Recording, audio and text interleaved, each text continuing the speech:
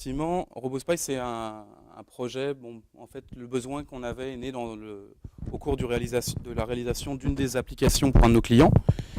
Et puis, en fait, petit à petit, on s'est intéressé à la problématique.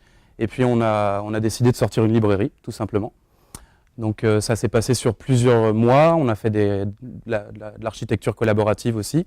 Donc, c'est-à-dire qu'on s'est enfermé dans le bureau du patron. C'était la seule salle qui était disponible à l'époque. Et puis, on a couvert les murs avec toute l'architecture, toutes les API, etc.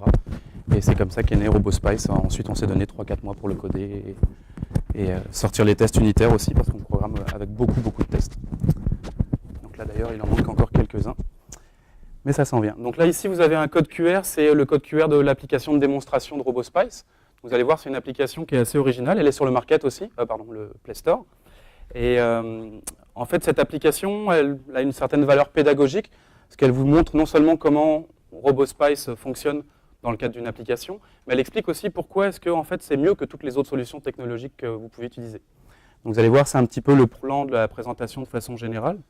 Donc je vais revenir sur les différents moyens de réaliser des appels requêtes, des appels réseau asynchrones, et puis vous montrer pourquoi est-ce que RoboSpice c'est mieux que ce que vous pouvez faire juste avec les outils de la SDK Android. Donc, comme je vous disais, c'est un projet de recherche et développement d'Octo qui a été initié par 4 programmeurs. Donc, vous voyez les noms ici. Donc, malheureusement, je suis le seul représentant.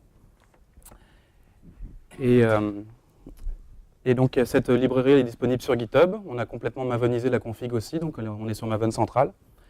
Et puis, on a fait des samples, des tests unitaires, comme je vous le disais, une application de démonstration. On a aussi une super chouette infographie qui vous montre un peu comment, en 30 secondes, comment RoboSpice fonctionne finalement. Ça reprend vraiment le plan, encore une fois, de la présentation. Donc ce que je vais vous montrer dans la demi-heure qui m'est impartie, c'est finalement pourquoi est-ce que l'idée d'utiliser des tâches, des async tasks pour effectuer des requêtes réseau asynchrones, ce n'est pas vraiment une bonne idée. Pourquoi est-ce que les loaders non plus ne remplissent pas cette mission-là, ou en tous les cas vous aident pratiquement pas et vous laissent presque sans outils. Et puis pourquoi est-ce que RoboSpice c'est vraiment la plus meilleure librairie du monde. Donc, comme vous êtes tous des programmeurs Android, j'imagine que vous êtes déjà rendu compte que les Android tout seuls, ils ne font pas grand-chose. Il n'y a pas beaucoup d'apps en fait qui ne sont pas connectées. Donc, la plupart du temps, on a recours à des serveurs, donc un côté serveur pour nous offrir des données, donc qui peuvent venir de bases de données ou d'interactions avec d'autres serveurs également. Et en fait, RoboSpice, la problématique qu'elle adresse, c'est véritablement la communication entre les services web et puis les devices elles-mêmes. Donc, c'est vraiment là-dessus qu'on s'est concentré. Donc vous savez tous que quand on est en train de faire de la programmation Android, notamment à partir de Gingerbread ou Honeycomb, je pense, on n'a plus le droit d'effectuer du traitement réseau directement sur le thread UI. Le framework nous en empêche. Il nous oblige à changer de thread finalement, donc pour ne pas bloquer l'interface utilisateur, ni le touch, ni l'affichage. Donc l'idée, c'est de toujours faire ces appels-là de façon asynchrone, c'est-à-dire qu'on va les effectuer dans une autre tâche, et puis on va attendre le retour, et quand le retour arrive, c'est là qu'il va falloir qu'on manipule nos vues. Et donc RoboSpice a été conçu pour aider à tout ça.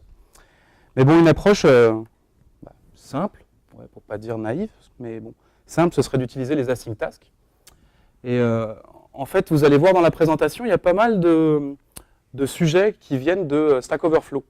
En fait, on s'est rendu compte que sur Stack Overflow, il y avait souvent les mêmes questions qui revenaient. Pourquoi est-ce que quand je lance une async task, je tourne ma device, ça ne marche plus?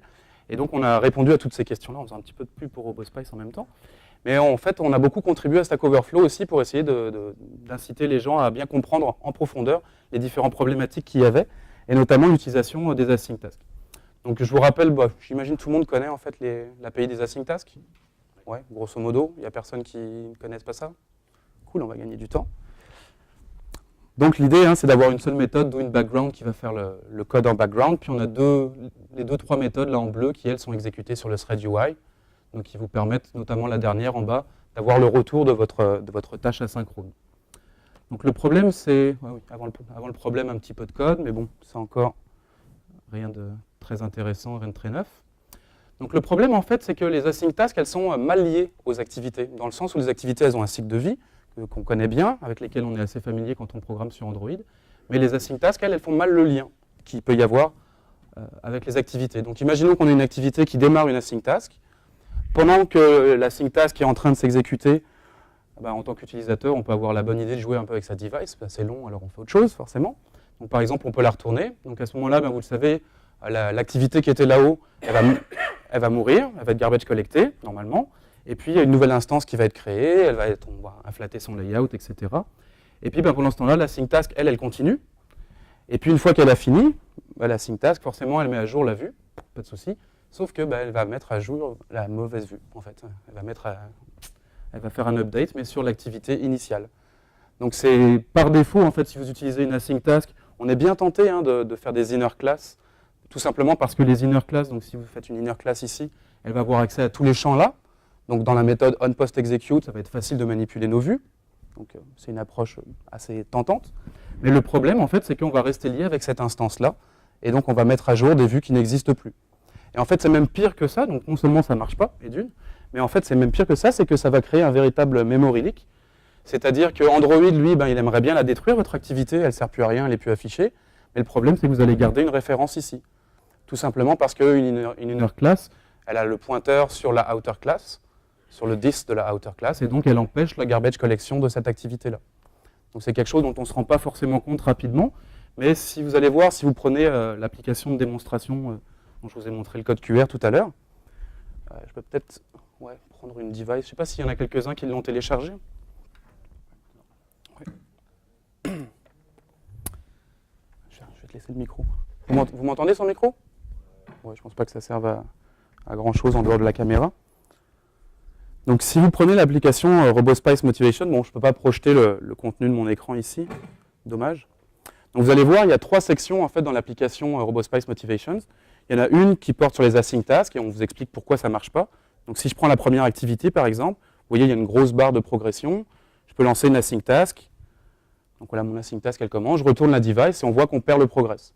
Là, ça s'arrête parce qu'en fait il essaye de mettre à jour l'activité qui était avant quand j'étais affiché à la verticale. Donc on a simulé aussi un out of memory exception, c'est-à-dire qu'on alloue un gros buffer dans chacune des activités. Et puis si vous démarrez des async tasks, vous tournez, vous démarrez, vous tournez, vous tournez, vous démarrez, vous allez voir que ça pète. Puis la mémoire, elle diminue au fur et à mesure, parce que véritablement, on garde toutes les instances, on les empile, tout simplement.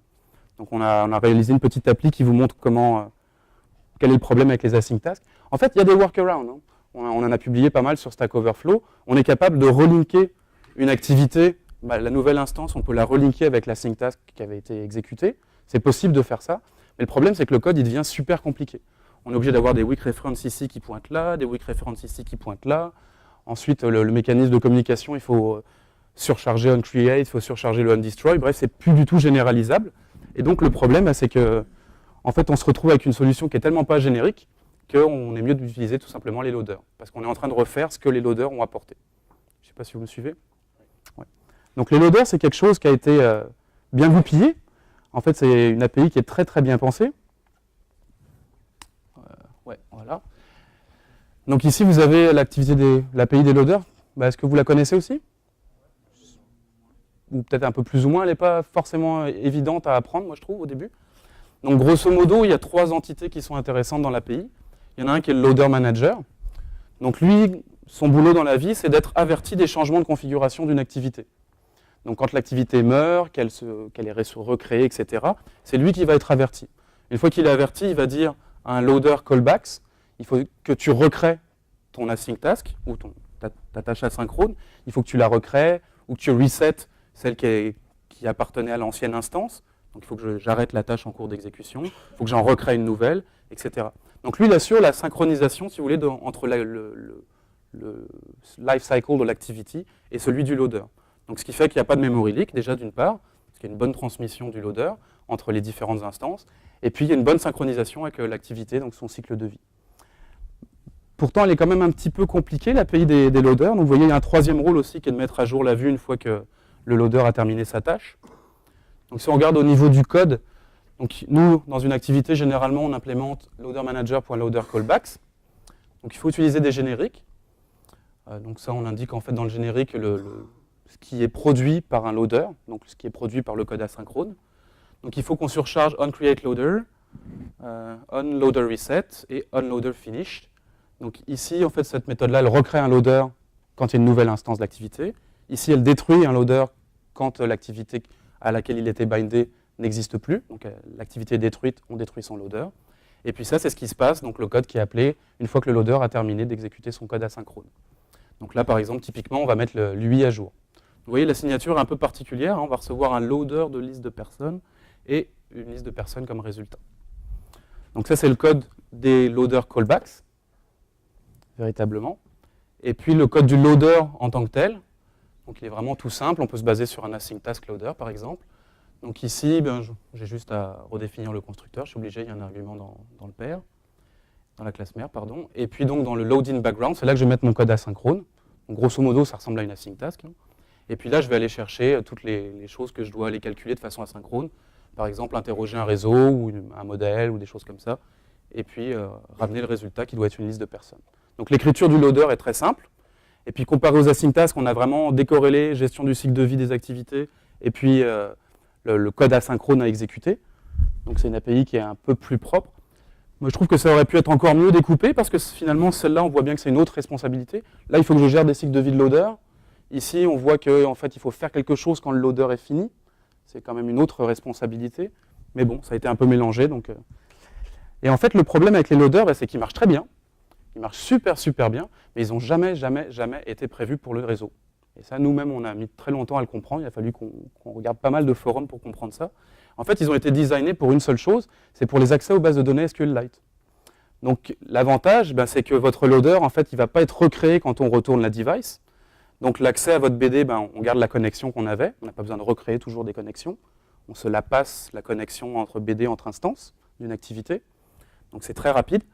Mais pour le réseau, on se retrouve sans aucun outil. Il n'y a pas, par exemple, de gestion des exceptions qui soit super robuste. Il n'y a aucune gestion du progrès, parce que la connexion à une BD, c'est très rapide. Donc en SQLite, on n'a pas besoin de savoir si c'est à 0%, 2%, 3%. C'est 0 ou 1, grosso modo.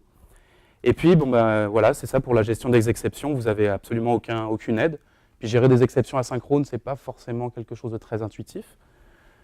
Donc on a eu l'idée de proposer une nouvelle solution qui soit aussi peut-être plus clair, parce qu'on trouvait que la syntaxe était un petit peu bloated, je ne sais pas trop comment on pourrait dire en français, encombrée par des génériques. Donc on a repensé un peu les API pour qu'elles soient plus intuitives. Qu'est-ce qu'on pense? Donc je vous propose RoboSpice. Donc RoboSpice, comment ça marche? En fait, on a une API qui comprend pas mal de classes, mais en fait, il y a juste une seule entité avec laquelle vous allez être en interaction. C'est le Spice Manager. Lui, son boulot, ça va être vraiment de se synchroniser avec l'activity. C'est à lui que vous allez parler et lui, en fait, il va gérer toute la mécanique interne. Donc, vous voyez, quand on démarre une requête sur RoboSpice, donc on exécute une requête, il s'est passé pas mal de choses. La première, c'est que donc, le Spice Manager, il se rend compte qu'il n'y a personne pour exécuter la requête, il n'y a pas de service, parce que l'idée centrale de RoboSpice, c'est vraiment d'exécuter les requêtes dans un service Android, on en reparlera. Donc il crée un Spice Service et il se bind à ce Spice Service. Vous savez que le binding sur un service, pas forcément quelque chose qu'on voit très souvent, en fait c'est quelque chose d'asynchrone. Donc ça va mettre un certain temps pour obtenir un binding. Et dès que ce binding est obtenu, le Spice Manager sait que le binding est effectif. Et là, il se met dans un certain état pour commencer à effectuer des requêtes. Donc ce qu'il fait juste après que le binding soit obtenu, c'est qu'il va communiquer la requête au Spice Service. À partir de là, en fait, on se retrouve dans un état qui est intéressant, on va voir dans les slides suivantes. Donc là, on peut exécuter la requête, contacter les web services, etc. Mais ce qui est bien dans cette nouvelle façon de faire, c'est que c'est un service qui va nous servir de contexte d'exécution pour la requête. C'est-à-dire qu'on n'est plus du tout lié avec l'activité qui est ici. L'activité, elle peut mourir, on peut la détruire, on peut killer l'appli, etc. Le Spice Service, il va continuer à s'exécuter et continuer à exécuter votre requête. Donc on va voir que c'est un gros avantage.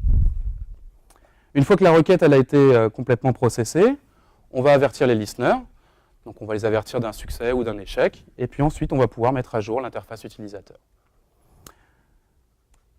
On peut voir maintenant, donc je vais vous montrer un autre cas d'utilisation de RoboSpice où il y a un cycle de vie variant pour l'activité, vous allez voir ce qui se passe.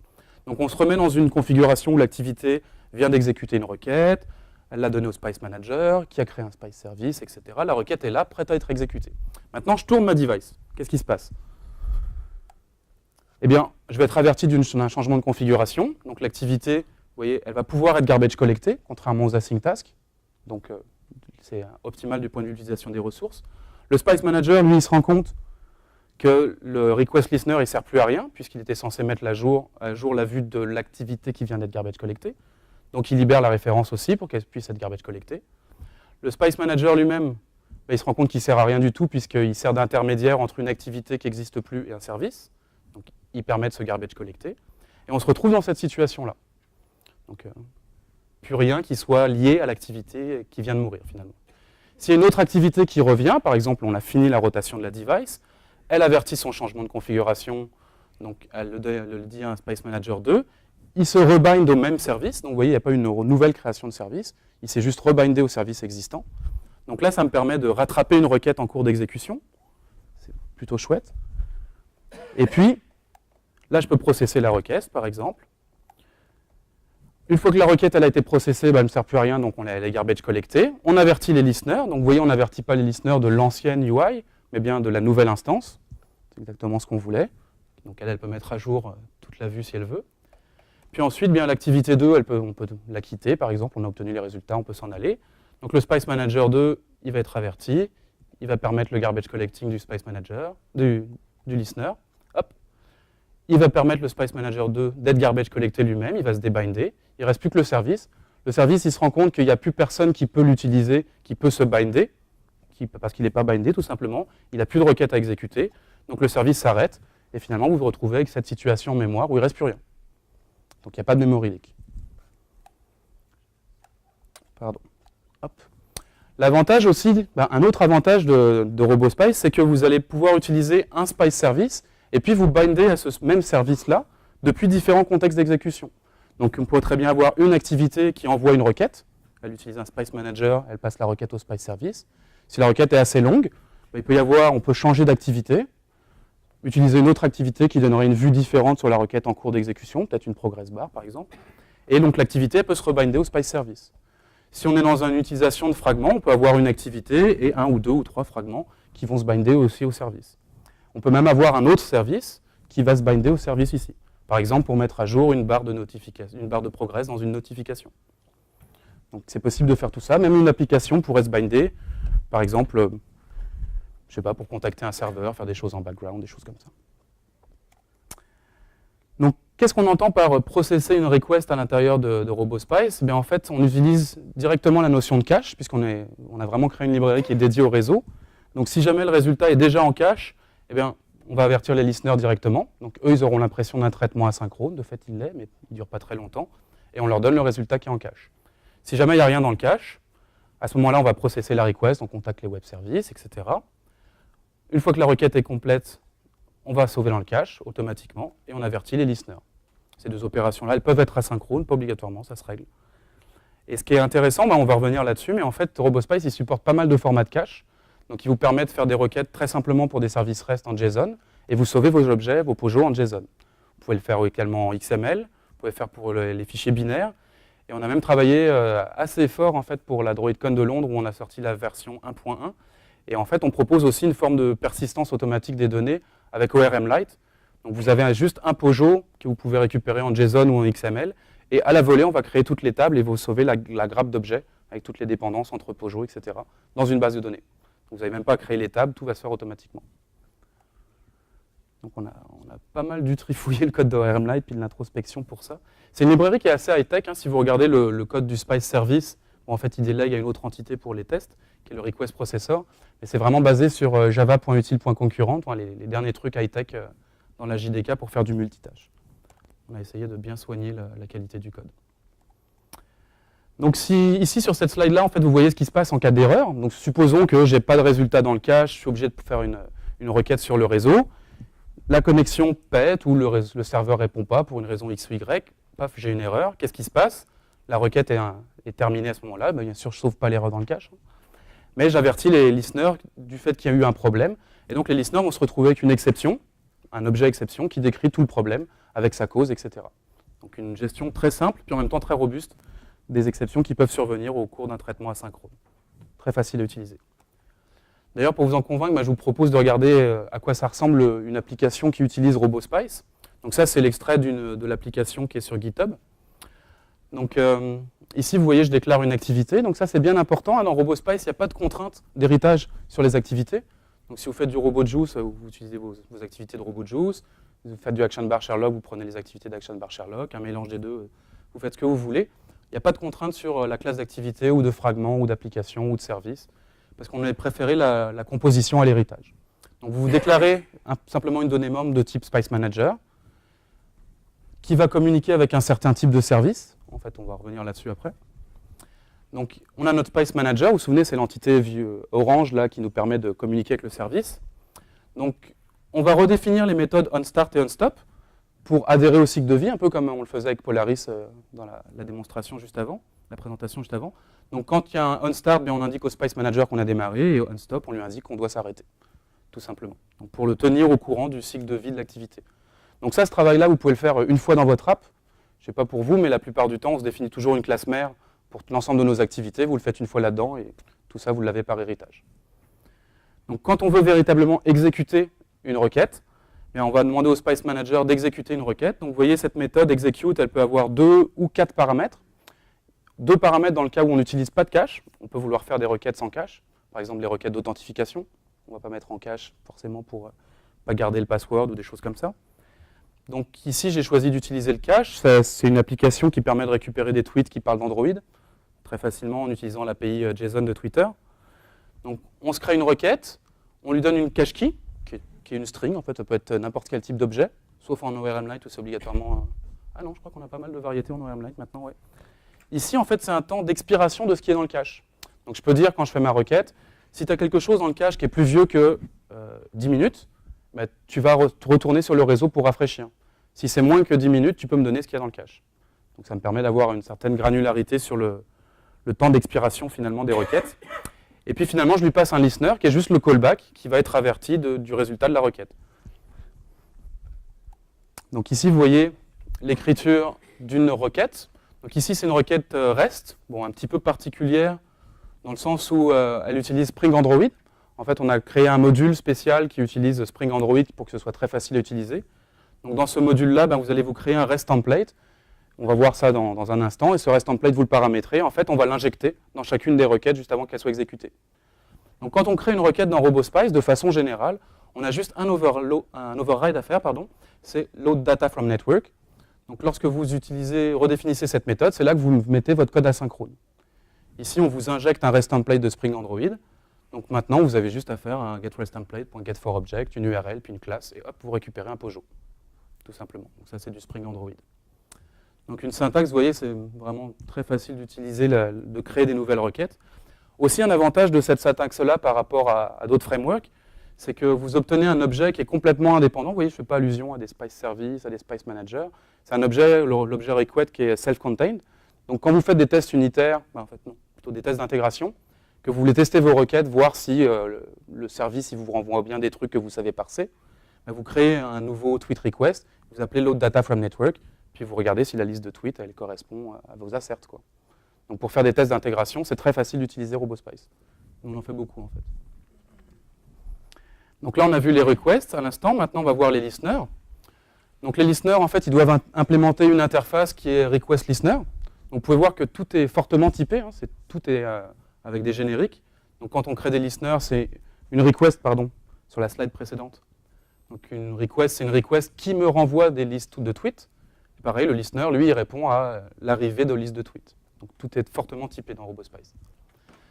Donc quand vous avez implémenté cette interface, vous allez avoir 2 méthodes à overrider. La première, onRequestFailure, elle va être appelée si jamais il y a une exception qui est survenue. Donc là, on vous donnera l'exception, un Spice Exception. Lui, il encapsule une éventuelle exception de réseau, par exemple, une exception de disque dur, des choses comme ça. Donc là, on peut mettre l'UI à jour. Ces 2 méthodes-là, elles vont être appelées sur le thread UI. Donc vous n'avez pas de run on UI thread à faire, ou de handler, ou quoi que ce soit. Ça va être directement appelé ici sur le bon thread. Donc ça, c'est le cas d'erreur qui est géré ici. Le onRequestSuccess, en fait, c'est pareil, mais il correspond simplement au cas où la requête a réussi. En paramètre, on vous file le POJO qui a été récupéré depuis votre requête, et vous pouvez l'utiliser très simplement et mettre à jour votre UI. Donc vraiment le plus simple possible en tant que développeur. Une fois que vous avez créé votre Spice Service, une fois que vous avez créé votre classe de base d'activité qui sait communiquer avec un Spice Manager, après vous ne passez votre temps qu'à faire ça, des requests, des listeners, des requests, des listeners, des requests, des listeners. C'est vraiment très simple. Il n'y a pas beaucoup de travail à faire pour une vingtaine de requêtes. Ça se fait dans la journée, sans problème. On a rajouté également une interface, puisque c'est une des choses qu'on nous a demandé dans la version 1.0 sur GitHub. Donc une interface qui nous permet d'avoir le progress. Donc, c'est-à-dire que si on fait une requête assez longue, bon, pour du JSON, ça a plus ou moins d'intérêt, mais par exemple, si on télécharge un binaire, on peut vouloir connaître le taux de complétion de la requête. Donc, on va à ce moment-là implémenter une deuxième interface qui est Request Progress Listener. Ça vous oblige à overrider une troisième méthode, un Request Progress Update, et ça vous donne en fait un objet Request Progress ici. Et cet objet contient toutes les informations pour me mettre à jour le progrès. Donc, est-ce que je suis en train de lire dans le cache, d'écrire dans le cache? Est-ce que je suis en train de faire la requête réseau? Si oui, à quel pourcentage de complétion j'en suis, etc., etc. Donc, tout ça, ça aussi, ça va être exécuté sur le thread UI. Donc, très facile de mettre à jour une interface avec ça. Donc, si on regarde un petit peu toutes les features qui sont proposées dans RoboSpice, ben, il y en a pas mal. En fait, l'idée centrale, si vous devez retenir juste une idée, c'est que vous trouverez cette presse sur GitHub, donc avec une application de démonstration, etc. Mais l'idée vraiment centrale dans RoboSpice, c'est qu'on utilise des services. Donc en soi, ce n'est pas forcément une nouvelle chose. On ne revendique pas en tous les cas la paternité de cette idée-là. Par contre, ce qu'on prétend, c'est qu'il n'y a pas de librairie qui vous rende la chose plus facile que RoboSpice. Donc effectivement, il y a déjà pas mal de programmeurs qui sont assez avancés, qui ont switché, qui ont complètement laissé tomber les async tasks, les loaders, etc. pour le réseau. Mais il n'y a pas de solution qui vous permette de le faire aussi facilement qu'avec RoboSpice. Donc on utilise des services, et puis on vous donne un caching qui est complètement automatique, complètement transparent. On pourra en reparler un petit peu peut-être dans une slide d'exemple. Ou même je peux ouvrir Eclipse tout à l'heure. Ouais, je suis sûr qu'il est ouvert en fait. Et puis on vous donne aussi du reste out of the box avec Spring Android. Là, on est en train de regarder si on ne peut pas inclure aussi le nouveau client Google Java HTTP Client là, qui marche sur App Engine et sur Android. Puis on veut peut-être essayer d'intégrer les Cloud Endpoints aussi. On va voir ça plus tard. Donc les gros avantages de RoboSpice, en fait, ce sur quoi on a beaucoup bossé, c'est qu'on voulait rester dans un univers qui est entièrement orienté objet. Donc même si vous avez déjà fait des requêtes à l'intérieur de services, en fait, une des grosses fractures qu'il y a, c'est que les services, ils ont été designés pour faire de l'IPC, c'est-à-dire de la communication interprocessus. Donc on a énormément de mécanique, de boilerplate code à écrire pour décomposer nos objets qu'on veut passer en paramètres à un service, de les mettre dans des bundles. Du côté du service, il faut qu'on décompose le bundle, qu'on recompose les POJO, qu'on leur redonne du sens, etc. Toute cette mécanique, elle est plus que plate, terrible en fait. Elle consomme beaucoup de temps, puis c'est un lieu très propice à faire des erreurs, tellement ça plaît à personne de le faire. Donc l'idée, c'est que dans RoboSpice, en fait, on utilise un petit hack qui est assez connu, c'est le Local Service Binding Pattern.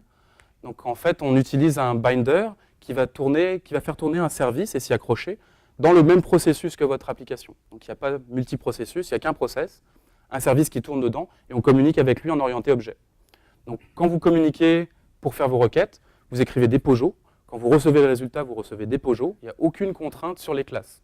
Pas besoin d'implémenter serialisable, pas besoin d'implémenter parcelable, etc. Tout reste vraiment un univers orienté objet familier.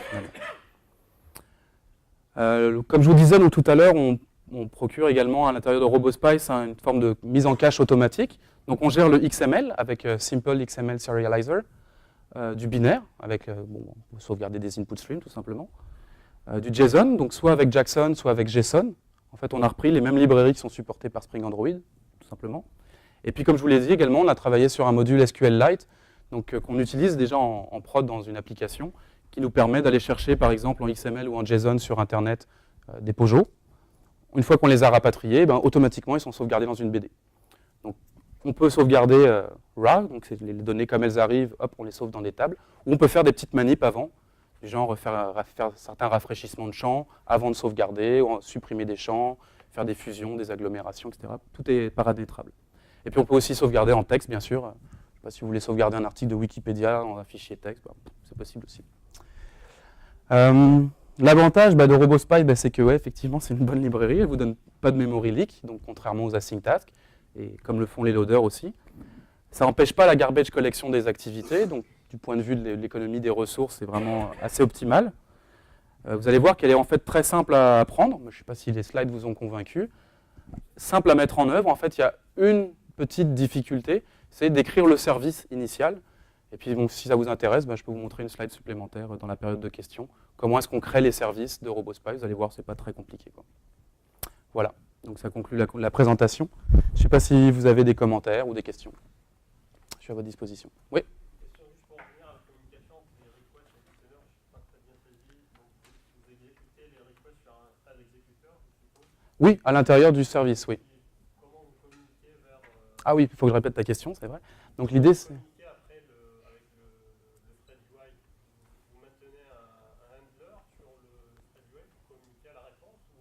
Bah, en fait, donc la question déjà, c'est que comment est-ce que on fait pour exécuter les requêtes à l'intérieur du service, avec un exécuteur service ou pas, et puis comment est-ce qu'on fait le retour, une fois passé l'exécution, pour retourner les valeurs. Donc effectivement, on utilise un exécuteur service. Donc pour ceux qui ne connaissent pas la techno, en fait, c'est comme une sorte de tourniquet de thread, si vous voulez. Dès qu'il y en a un qui se libère, on va pouvoir lui passer une tâche à exécuter, et puis bon, on peut donner à voir un pool de threads, ou un thread unique, etc. Mais on ne se préoccupe pas tant de l'aspect multitâche quand on utilise un exécuteur service. On dit juste exécuteur.execute. S'il y a 5 tâches, 6 tâches, bah, il va l'exécuter dans 5-6 tâches. Donc ça, c'est pour répondre à ta question. Donc oui, on utilise des exécuteurs service. Et pour le retour, en fait, ce qu'on fait, c'est que lorsque le Spice Manager, tu vas voir, on se bind à lui, en fait, on l'utilise dans l'override de la méthode onStart. Donc là, il faut défaire toutes ces belles animations. Oh non, je suis allé trop loin, en fait. Donc on va les refaire. Hop, hop, hop, hop, hop. Ici, on a un petit exemple de code. Toc, toc, toc, toc, toc, toc, toc, toc, toc, toc, toc. Voilà. Donc dans le onStart, en fait, tu vois, on lui passe le 10. Et en fait, le Spice Manager, lui, quand il reçoit le 10, il peut lui demander, OK, bah, passe-moi un handler sur ton UI thread. Donc c'est le Spice Manager qui note, en fait, le UI thread de l'appelant.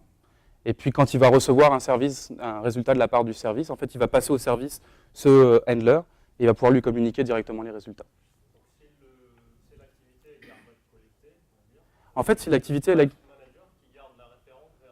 Non, en fait, si l'activité elle est garbage collectée, elle est détruite, elle va aviser, tu vois, dans son onStop le Spice Manager, et lui, il va libérer complètement tous les listeners. Donc tous les listeners, ils sont considérés comme propres à un contexte, et ils sont complètement libérés, ils sont garbage collectés, donc on ne les avertira pas. La requête continue à se processer, on peut se regreffer dessus, depuis un autre contexte, mais les listeners ne seront pas avertis, pour éviter de garder des références et pas faire de memory leak. C'est vraiment un des cœurs de la techno, hein. T'as une bonne question. Oui ? Le projet, en fait, tu peux regarder sur GitHub, il est vraiment très simple. Ouais, excusez-moi, je tutoie très facilement, hein, j'ai passé longtemps au Québec. Donc, Et en fait, le module principal, donc le RoboSpice en tant que tel, il a une quarantaine de kilos.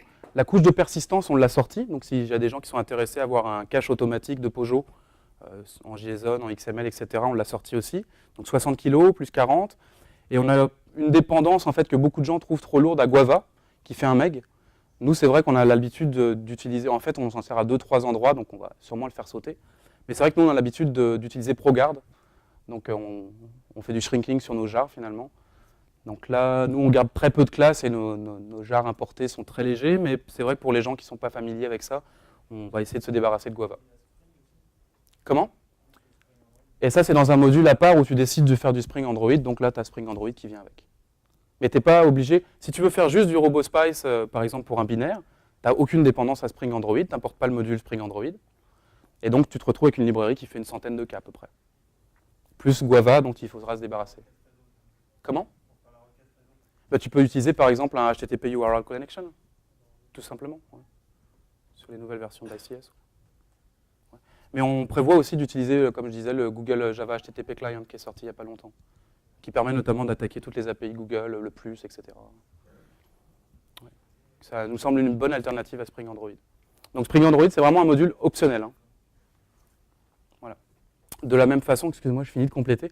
En fait, si vous êtes familier avec Maven, toute la couche de persistance, elle a des dépendances, par exemple sur ORMLite, sur Jackson, sur JSON, etc., mais sont des dépendances optionnelles. Donc quand toi, en tant que programmeur, tu veux faire du Jackson, tu vas dire que tu veux effectivement importer Jackson, mais tu n'auras pas importé JSON, etc., donc tu n'as pas de poids supplémentaire. Et ça ne pète pas au runtime, à moins que tu les invoques et que tu ne les aies pas importés. Ça... Voilà. Je prends une autre question, puis je reviens après. Oui.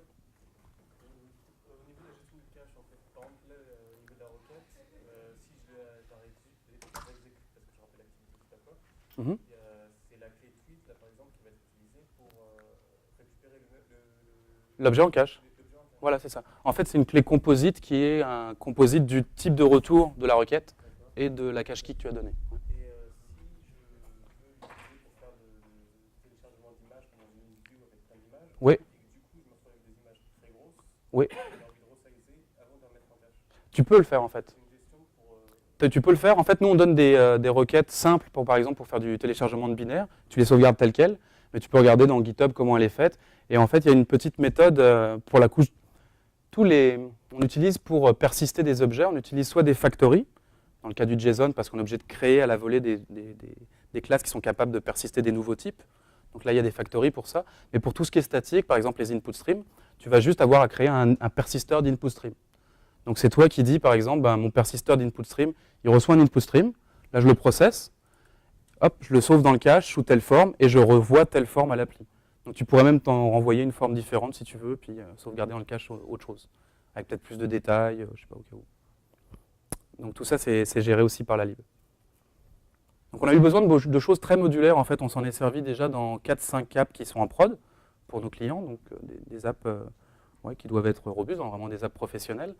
Et donc la librairie elle est vraiment très mature, et puis on avait besoin de toutes ces flexibilités-là, notamment de pouvoir manipuler les POJO qu'on reçoit avant de les faire persister, notamment pour faire des agrégats, des choses comme ça. Voilà. Oui.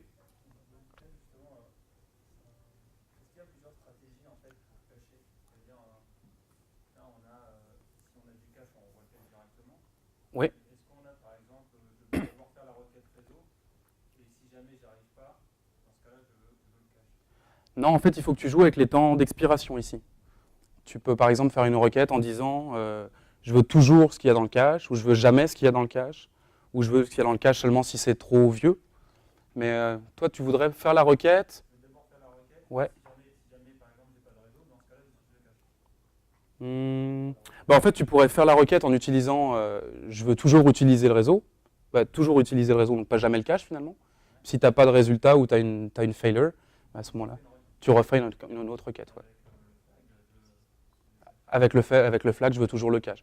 C'est sûr que c'est un peu détourné, on n'a pas pensé à ce cas d'usage-là. De toute façon, s'il n'y a pas le réseau, et qu'il y a une ressource en cache, il n'y a pas de cache miss, il va retourner le cache direct, même s'il n'y a pas le réseau. Si jamais il n'y a pas le réseau, oui, ça ne le dérangera pas, il va